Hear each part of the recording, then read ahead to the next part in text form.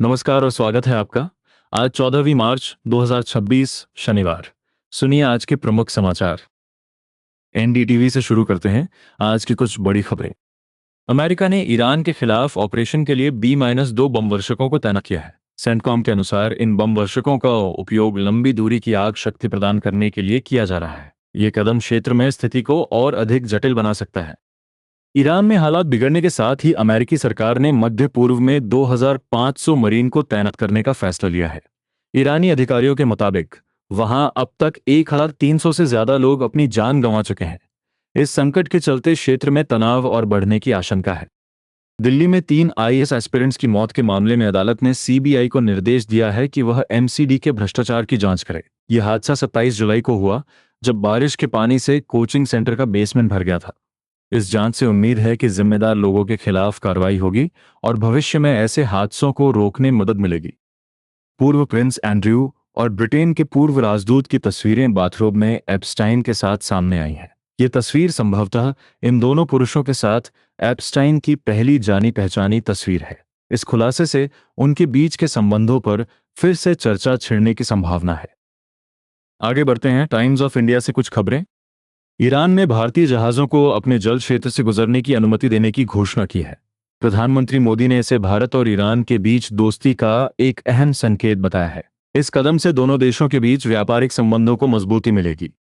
2 कच्चे तेल के टैंकर सफलतापूर्वक होर्मुज की जलमरुमध्य से गुजरते हुए भारतीय बंदरों की ओर बढ़ रहे हैं, जिससे ऊर्जा आपूर्ति में कुछ राहत मिली है। इसके अलावा कई टैंकर जो रूस का तेल ले जा रहे हैं वे भी भारत की ओर रुख कर रहे हैं। हालांकि खाड़ी में शिपिंग संचालन अभी भी चुनौतियों का सामना कर रहा है, क्योंकि मार्ग परिवर्तन और बढ़े हुए बीमा प्रीमियम के कारण लागत में वृद्धि हो रही है।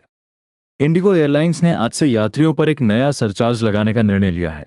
ये कदम आर्टिफिशियल इंटेलिजेंस के इस्तेमाल में वृद्धि के चलते उठाया गया है। इसका असर यात्रियों के टिकटों की कीमतों पर पड़ेगा, जिससे यात्रा की लागत में इजाफा होगा।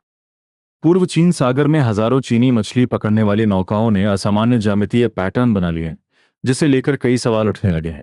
विशेषज्ञों का मानना है कि यह सामान्य मछली पकड़ने से अलग किसी सैन्य या रणनीतिक गतिविधि का संकेत हो सकता है, खासकर ताइवान या जापान के संदर्भ में। ऐसी स्थिति से क्षेत्र में तनाव बढ़ने की आशंका जताई जा रही है। अब इंडिया टुडे से कुछ खबरें सुनिए। ट्रंप ने ईरान युद्ध समाप्त करने के लिए कोई निश्चित समय सीमा तय करने से इनकार कर दिया है। उनका कहना है कि यह निर्णय समय के अनुसार ही लिया जाएगा, जब उन्हें सही लगेगा।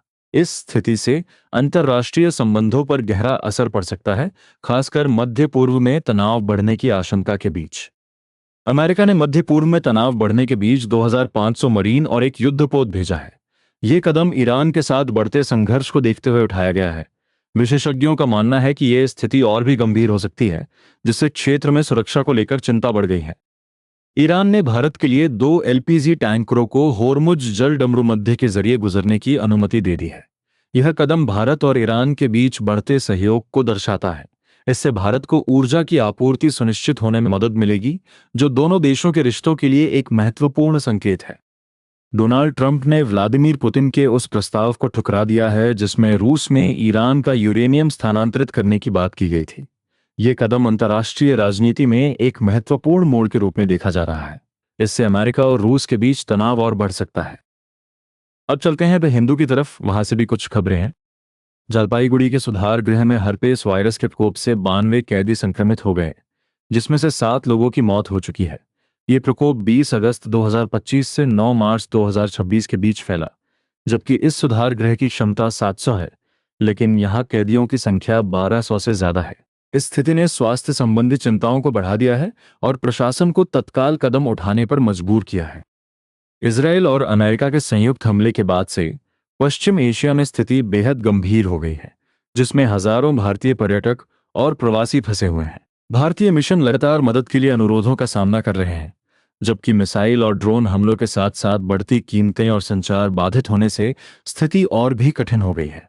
इस संकट ने आम नागरिकों को बेहद कमजोर बना दिया है, जिससे उनकी सुरक्षा पर गंभीर खतरा मंडरा रहा है। बृहन्मुंबई नगर निगम के स्कूलों में छात्रों की रिटेंशन दर 50% से कम होने की जानकारी सामने आई है। मुंबई में नगरपालिका शिक्षा की स्थिति नामक रिपोर्ट के अनुसार कक्षा 8 से कक्षा 9 में छात्रों का संक्रमण 30% घट गया है और कक्षा 9 से कक्षा 10 में केवल 80% छात्र ही पहुंच पाए हैं। यह स्थिति शिक्षा प्रणाली में गंभीर चुनौतियों को दर्शाती है।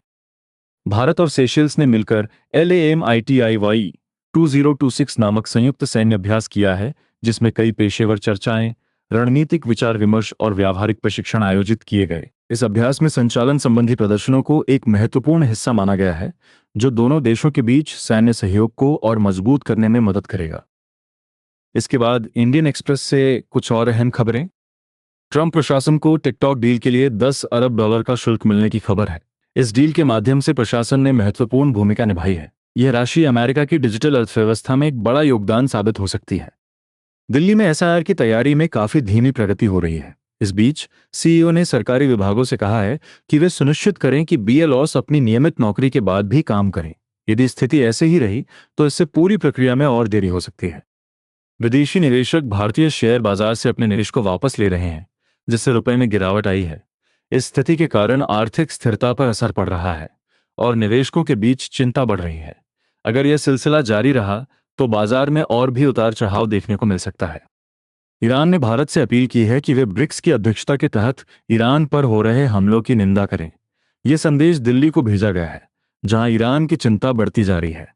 इस स्थिति में भारत का रुख अंतर्राष्ट्रीय संबंधों में महत्वपूर्ण भूमिका निभा सकता है। इन्हीं खबरों के साथ आज का बुलेटिन यहीं समाप्त होता है। कल फिर मुलाकात होगी। तब तक नमस्कार।